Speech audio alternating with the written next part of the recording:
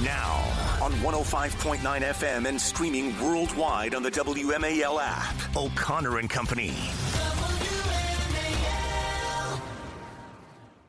It is 7:06 on O'Connor and Company. Thank you so much. We love starting our day here with you on board.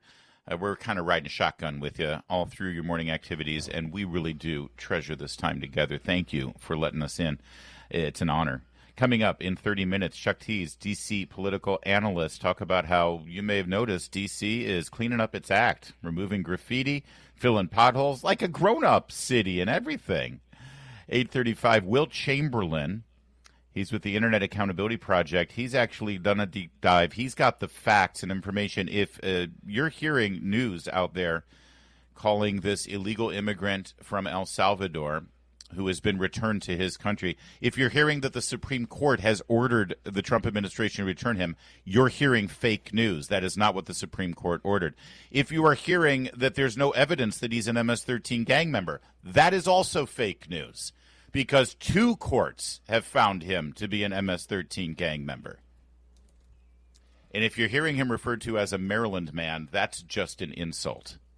It's an insult to the Maryland woman who was murdered by a guy who had the same track record as this illegal immigrant from El Salvador. But I digress. That'll be our conversation at 8:35. I'm Larry O'Connor, and I'm a little fired up. Julie Gunlock, good morning. How are you? Good morning. Doing great. Well, it's always a good morning when we get to speak with a champion of freedom and all the socialist commies in this town. He is their worst nightmare. He is Mike Gonzalez, Senior Fellow at the Heritage Foundation. I can't think of a better introduction for you, Mike. Thanks for joining us. That was fantastic. Good morning to you, and good morning to your fantastic co-host, Julie. Good morning. All right, let's not get carried away. Mike, listen, I love that Kevin Roberts, in his wisdom at Heritage Foundation, has made you the tip of the spear here on making the case, not only for defunding NPR, PBS, and the Corporation for Public Broadcasting, but how to do it. In fact, let's start about the mechanics first. Talk to me about this rescission order. You hardly ever hear about it. It is a legal device that the federal government has. You never hear about it because it involves an administration asking Congress to take money back. Basically, they're going back to Congress and they're saying, "Oh no, this money you allocated, we don't want it. We don't need it. Please take it back." Is that what's going on here? Yeah. So there's 2 ways. Once Congress, appropriates money. One is impoundment, which the Supreme Court says, the president. That's when the president does it, and the Supreme Court has in the past said, well, maybe that's not great. And then there's rescission, and that is the president asks Congress itself to claw back the money. Since Congress appropriated it in the first place, the Congress can then say, well, we're going to unappropriate this in a way. That's called rescission. Once the president sends the letter to Congress requesting this rescission, which he hasn't done yet, both houses will have 45 days to do this. I hear that the White House is pretty confident that they have the votes in the Senate and the House to take away $1.1 billion in money that has been appropriated to the Corporation for Public Broadcasting. That's about 2 years worth of funding. Wow. That's amazing. Look, people have been begging for this, obviously mostly Republicans, right of center people have been begging for this to be done, but we have seen that often it gets there. It's like daylight savings time. It's like we get the majority, and then we see that there isn't the intestinal fortitude among some members to actually do this. Do you think Republicans will come together to actually do this? I mean, I feel like I came to Washington. I don't want to even say how many years ago. Let's just say it's been several decades ago, and people were begging for this to happen back then in the 1890s. So is this the time? Is this actually going to happen, Mike? Julie, it is a measure of how biased NPR and PBS are that every Republican president since LBJ created the CPB in 1967, every Republican president has tried to defund them or at least reform them, but usually defund them. They have failed because for several reasons. I think this year it is different. After half a century of conservatives saying enough. You have lost. What justification do you have to ask half the country that is conservative, whose views you daily denigrate? What justification do you have? I think there are several reasons why this year it will happen. Wow, good. We're speaking with Mike Gonzalez, Heritage Foundation. Well, sorry. Look, very, very clearly, Elon Musk and Donald Trump have set out to take apart the permanent bureaucracy. There is no fourth branch of government. I've looked at the Constitution several times. There's no fourth branch of government. So they're trying to take it down, and they have both said that NPR and PBS do not deserve a penny of taxpayer money. There was a whistleblower, Yuri Berliner, who revealed a year ago in an article all the rot inside of NPR, but lastly, the appointment of Catherine Marr as CEO and president of NPR. Chris Rufo says that she is not human. She must have been created by AI. Nobody could be that woke. Yeah. So that in fact, you said, Mike, that they only have themselves to blame for this. It is interesting that the people who are trying to put a fig leaf on this or trying to sort of make the case for the Corporation for Public Broadcasting, they're not doing, you're going to kill Big Bird, you're going to starve Elmo. That ain't working anymore. I don't know what case they have to make, especially after, as you point out, the CEO of NPR, Ms. Marr, lied under oath. She said that she didn't think NPR was biased, and even liberals recognize this. We were both under oath. By the way, I was one of the witnesses at that hearing. The reason why no one knows this is because she drew all the attention. She self-immolated Catherine Marr. Yeah. But let me tell you, they used to come and say it's for the children, right? The last refuge of the scoundrels. But I went through Paula Kerger. She was another witness, the CEO of PBS. She did not mention Sesame Street once in her testimony. You know why? Because she knows that they licensed off Sesame Street to HBO 10 years ago. Big Bird is making big bucks, okay? Mm-hmm. So it was only the Democrats who haven't gotten the memo, who wanted to get cutesy, who had pictures of Elmo and the Cookie Monster. But I tell you what word Paula Kerger used 65 times. She used the word local. So very briefly, they're trying to say that without NPR and PBS, there is no business model for local news coverage. All of us here who have been journalists or are journalists should be very worried to think that only the taxpayer can have local. And the other one is weather emergencies. That is also that's ludicrous. Alaska has over 92% broadband penetration. Right. Oh yeah, and please, it's an insult to anyone's intelligence. And by the way, one of the unspoken little scandals about NPR is they've been able to go in and get these radio stations that hadn't been designated as educational institutions. Like the NPR station in town here is centered at American University, right? And those used to be radio stations where you would have a broadcast school at the college. People would learn how to be on radio. Students, it was designed for the students. NPR came up and gobbled up all of those frequencies. And now the college students don't have that. They're lucky if they can become an intern, but it's all run by these very well-paid and taxpayer-funded local radio journalists and broadcasters instead of what those frequencies were designed for, Mike Gonzalez, for the students. Right. By the way, that local radio station, I don't know if it was that station or it was NPR in general. You speaking about the Maryland Man, right? This guy, Abrego Garcia. You know what sound they were using yesterday? They were using streaming from Casa de Maryland. Casa de Maryland. Of course. This far left outfit that radical group. That's right. Yeah. That's run by a South American communist. They were using sound from them. Are you serious? Yeah, that's fair and balanced, man. That's fair and balanced. And by the way, the other thing about this, Mike, and you make the case as to why they should be defunded and why they will be defunded. Follow Mike Gonzalez and take a look at the great writing he's been doing on this issue.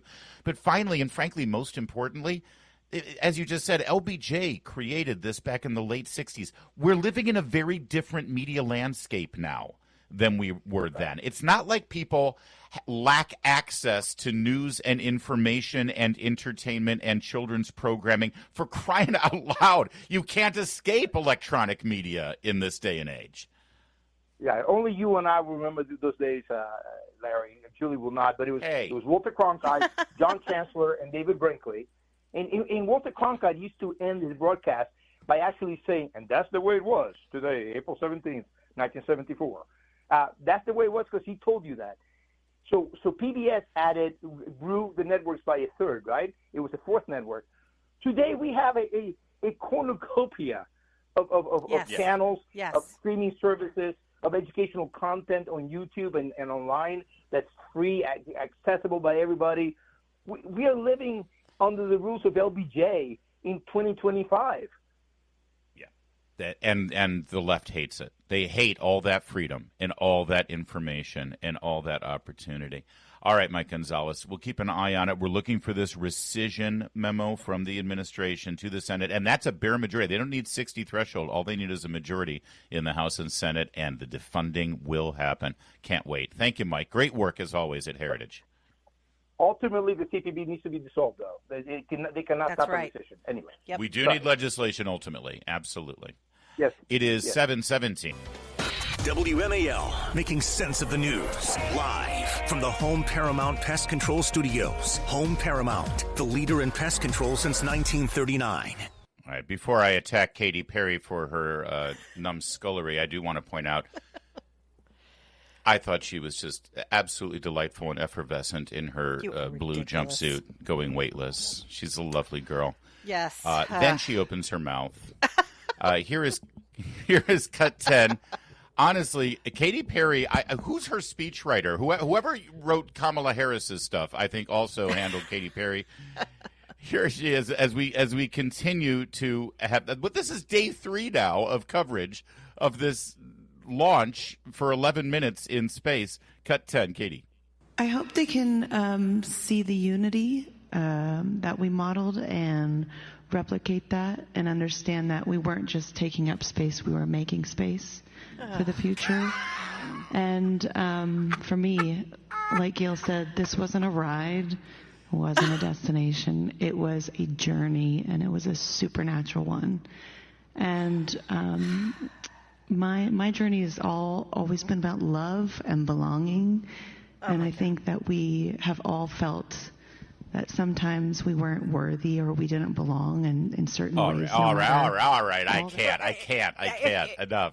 If you can listen to that and not wish that their breast implants had exploded during the flight, I give it to you, because I really wish there had been a mid-flight chest disaster in the capsule. I wanted to have fun and be excited about this. I do think space tourism is kind of cool. It's a little, it's cool, but call it space tourism. And Thank you. Like I said yesterday on Twitter, it was an 11-minute pillow fight, in space. Let's not call them the crew. Let's not. They have changed the world. It's like they touched the face of God. They are so ridiculous. They ruin it. So. She mentioned Gayle King, and Gayle King bristling about calling it a ride. Listen to Gayle King herself. Let's have a conversation. Number 3, please don't call it a ride. That is not a friggin' ride. Whenever a man goes up, you have never said to an astronaut, boy, what a ride. We duplicated the same trajectory that Alan Shepard did back in the day, pretty much. No one called that a ride. All right, so a couple of things there. All right, number 1, Alan Shepard, that was 1961. No one had done it before from this country. Right. And that was a dangerous, death-defying thing that he did. He was a test pilot, okay? This was like essentially being a test pilot. All right. We've come a long way since then. The whole point of Blue Origin is to show that it's not dangerous anymore. It's not like Alan Shepard. It's space tourism. Anyone can do it. That's the whole point, number 1. Number 2, I hate to break it to Gayle King, but Alan Shepard himself referred to his historic launch into space as a pleasant ride. He called it a ride, Julie. I've researched this. Right. That was the attitude of test pilots. Go see the movie The Right Stuff. That's the whole point. Oh. They would do these incredible, dangerous, unbelievable things, and then they would talk to reporters afterward, and they're, oh, hell, shucks, it was just a fun ride for me. That's all it was for me. That's how test pilots talk. So here she is saying no one called that a ride. No, he himself called it a ride. I do love when you're talking. I do love it when you're talking about this, that you suggest to these idiots that they see the movie The Right Stuff, not read the book by Tom Wolfe, The Right Stuff. I don't think these women read. I think we know better. I think we know better than that. Honestly, I think we very much again, know they better. just ruined it. I was all prepared to applaud and think this is funny as they're bouncing around in their blue uniforms, and a little bit worried about if their filler was going to explode. But then they come down, and again, they act as though they've done something remarkable. They haven't. Right. They haven't. Right. They haven't, and they're horrible. They're sanctimonious. They're insufferable. And tomorrow we'll tell you the next thing they said. It's 7:23. Now on 105.9 FM and streaming worldwide on the WMAL app. O'Connor and Company.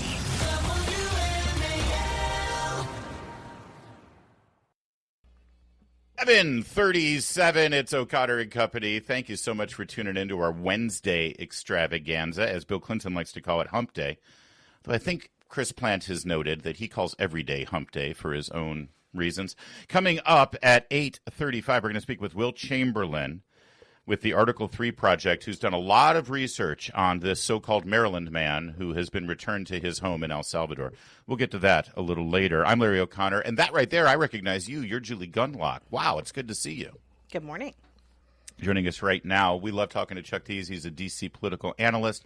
He knows what's going on with the D.C. Council and the way this city works. And Chuck, am I wrong? But when I say the way the city works, it seems like the city is kind of working right now. They're actually doing stuff that a lot of us have been waiting for, like keeping the streets clean, filling potholes, removing graffiti. What's gotten into them?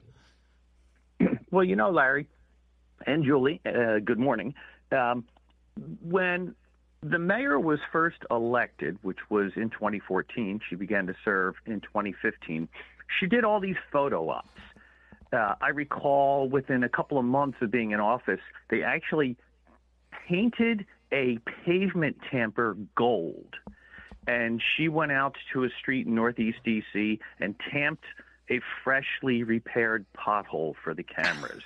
And later, she wielded a golden sledgehammer when they were doing some demolition to repair a wall somewhere. And those photo ops were frequent and regular throughout her first year in office. But I'd drive around the city and I'd see the potholes and I'd see things in need of repair and fountains that were dry. And it occurred to me that this was all just a dog and pony show. And sure, some potholes get filled, and sure, some things get built and repaired. I mean, it does have to happen, but it hasn't happened as robustly in the decade that she's been in office until the president said, hey, clean up your act. So that's what's going on. Yeah. This is a direct response to not just the executive order, but to the campaign statements that Donald Trump made and to all of the public statements that he's made as president saying, D.C., you need to clean up your act, not just crime, but simple things like filling potholes and scrubbing graffiti and getting your fountains to work. Yeah. Chuck, I drive to the studio from Alexandria, Virginia, so I go through the city and I go up Rock Creek and often go through Georgetown sometimes. Incredible tent cities all over the Georgetown area, throughout Rock Creek, up into Northwest DC. You see them everywhere. You see them also close to the Capitol building and even on sort of these traffic islands, someone will, put a tent up. I have not seen them. And I'm just wondering, what has the city done to clean up that problem? Are homeless centers involved? I'm just wondering, where are these people going when they clean out a tent city, which I think they should have done. I think it's cruel to have people living this way. But I'm wondering, what programs are they using to help these people? So the basic procedure, and it varies depending on the size and scope, as well as the occupants of the tent cities, but the basic procedure is that staff from Human Services come out along with MPD just for safety, because some of these people can be dangerous because there's mental illness and drugs involved. Not all the time, but typically. So someone from Human Services and MPD comes out, and they let people know that the encampment is illegal and that it's going to be cleared. I think it's 48 hours. And they also provide people information about finding temporary housing, and they offer to assist with finding temporary housing, or in some cases, medical support and the other type of services that you would expect the government to be able to provide for people. And then on the day of the move out, if you will, the personal artifacts of individuals are preserved if they seemingly have value, and people are given the opportunity to be moved to temporary shelters. While at those temporary shelters, there is an application process for permanent housing, depending on the individuals. So there's plenty of support for everyone that is displaced. Unfortunately, the majority of people, and by majority, it's probably in the neighborhood of 90% of the people, reject those offers and just leave. And obviously, they remain homeless, and they establish a residence, a tent camp elsewhere. So it is a bit of a shell game. Right, but they really, go to California. But really quickly, Chuck, these are not new services. They could have done this earlier. This isn't something new. Right, that was my question. All this graffiti removal and potholes and cleaning up the streets, that's money that's already allocated. What have these people been doing? Why weren't they deploying these services? Well, no, you're absolutely right. These are basic government services, and these things like clearing tent encampments, but scrubbing graffiti and filling potholes and other basic services were ignored, or they were done at the bare minimum. Politically in D.C., for some reason, there's a political liability to removing a tent encampment. I don't understand why, but literally there are elected officials, there are D.C. council members who have gone out to those encampments and done everything but stand in front of the bulldozers and protested. And I just don't understand why a government official would be supporting this type of living arrangement. I do understand, and I do entirely support the government being involved to help people get the support that they need and housing. But living on the street, it's not just a danger to the people who are in the encampments. It's a public health hazard, and at times it's a public safety hazard, because mental illness and drug addiction, and worse, the combination of the two that goes untreated, often results in violence. Chuck Thies, we got to leave it there. But it's great to see this. It's great to see the improvement. It's great to see the D.C. Council or the D.C. government is actually doing their job. Someone should really look into what all of these people have been doing in the meantime, because we've certainly been paying our taxes under the guise of keeping our streets clean and safe and graffiti free. And I got a big long list of things that haven't gotten done and still aren't being done. So, if the president is listening, he has my number. Excellent. He is. Thanks, Chuck. It is 7:44. WMAL, making sense of education, because what's happening in your kid's school matters. Download the WMAL app to stream us for free. Yeah, yesterday was tax day, of course, and as I said yesterday throughout the show, are you getting your money's worth? I think the question answers itself. Julie, I'm so proud of the program we put together here every morning, because it truly, we're a so-called local show, but of course, because of the internet and streaming, there's no such thing as a local show. Everything can be heard everywhere, and our show really does have national appeal. For instance, we just talked about how D.C. is cleaning up its act and getting rid of graffiti, and that's not about people who live in D.C. That's for every American. That's for people around the world who come to visit Washington. It's our nation's capital. And also, we've got a story here about the local Virginia governor's race. Let me tell you something. Virginia has these elections the year after the presidential election. They're always a bellwether for where things are going right now. If your so-called favorite national radio show isn't spending a lot of time on the governor's race in Virginia this year, they're ignoring a very important national story. It just happens to be in our backyard here. Abigail Spanberger, who is currently a congresswoman for the 7th District of Virginia, is running for governor. And she put out a statement yesterday on tax day. And I got to tell you, I don't know who's in charge of messaging for this woman's governor's campaign, but she might just hand this thing to Winsome Sears, the Republican nominee, if she keeps this up. Here was her message on tax day. I'll read it to you. First of all, it begins with, Happy Tax Day. What? What? Nobody feels happy. No one is happy on tax day unless, you're a Democrat in Washington and this is the day you get to pay for all of your junk. Exactly.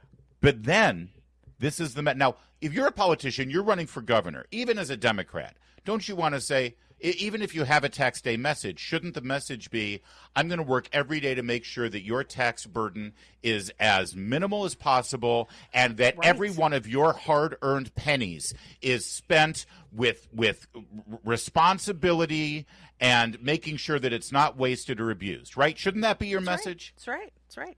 Every elected official on tax day. That should be the message. Humility goes a long way. And actually sort of saying to people, I know it's tough. I know it's tough. I know we all struggle. Not you, Abigail Spanberger. These people, these privileged people, right? They don't struggle. And we all feel a sense of resentment, which I hate feeling that way. But yet that sense of resentment goes away when someone gives you a little sympathy and says, prices are high. It's hard. It's just, I know you got some empathy, some relate. Yes. Yeah. Nope. That's not what her message. Here was her message. Happy Tax Day. Just a reminder that while Virginians are filing their taxes, the Trump administration is cutting IRS staff and making it harder for people across the Commonwealth to get the help they need. The help they needed. The Trump administration is cleaning up waste, fraud, and abuse and making it easier for Americans to keep their own money. There you go. Translated it for her. Abigail Spanberger voted to hire 87,000 new IRS agents to go after people in the middle and class arm them to make sure that every penny is squeezed out of them. That's right. That's right. She's not your friend. Unbelievable. If you want to live in California without the orange groves and the weather and, much of the beauty. I love Virginia. You want to live in California, again, without the beauty of California? Elect this woman. She is going to Californize Virginia, 100%. And it's going to start with her love of taxes. The replies to go look at the tweet. I know. She put it out on X. Of course, once again, I want to point out they all hate Elon Musk, but boy, they love using his social media platform, X. I'm sure she posted this on Blue Skies, too, but nobody saw it. Look at the replies. They're so fantastic. And I think my favorite one comes from somebody named Dave Adams. His reply was, yes, while I was writing out my check to the IRS, I was thinking, gee, I wish they had more employees to tax me harder. Way to hit the message there, Abigail Spanberger. More on this gubernatorial race between now and November. This is the place to go. It's O'Connor and Company, 753.